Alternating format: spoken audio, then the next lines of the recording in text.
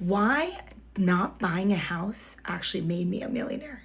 Let me explain to you what I mean by that. When I actually am a real estate investor and I started buying homes when I was in my mid 20s.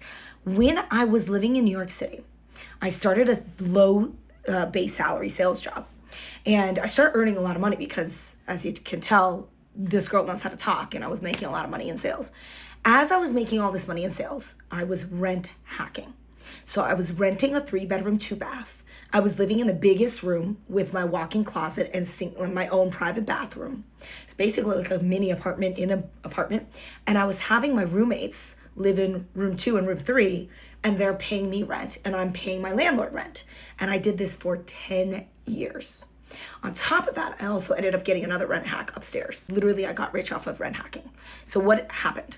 Because I was saving money on rent, and I was paying like very little rent, I was able to stack away all the income I was earning in my high sales job. Remember, I told you I'm in sales.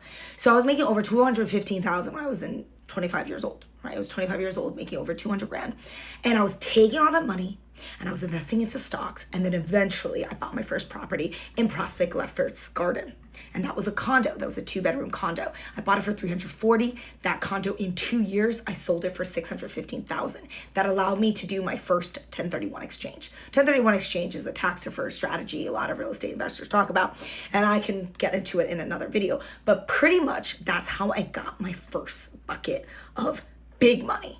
Was not only from my sales job, because that definitely was my first bucket of gold, but my second bucket of gold was from where I invested it.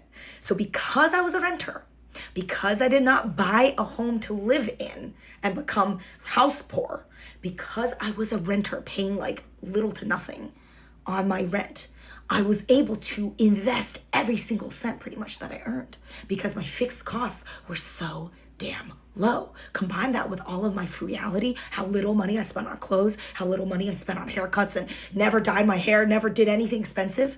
Because of those reasons, all of my money I was able to sock away into investments, whether they were investment homes or whether they were stocks and eventually crypto, right? So this is how I got rich enough that by the time I was 28 years old, I didn't have to work anymore. I just was like, I don't have to work anymore. I made all my money. Like, I don't have to be someone's work bitch. No thanks. At that point, I got disenchanted with being a W-2 worker. I was like, I might as well just run this shit myself. And that's what I did. That's when I became my own boss, right? So that is why not buying a house to live in. So I should have clarified, not buying a primary home is what got me really rich in my 20s.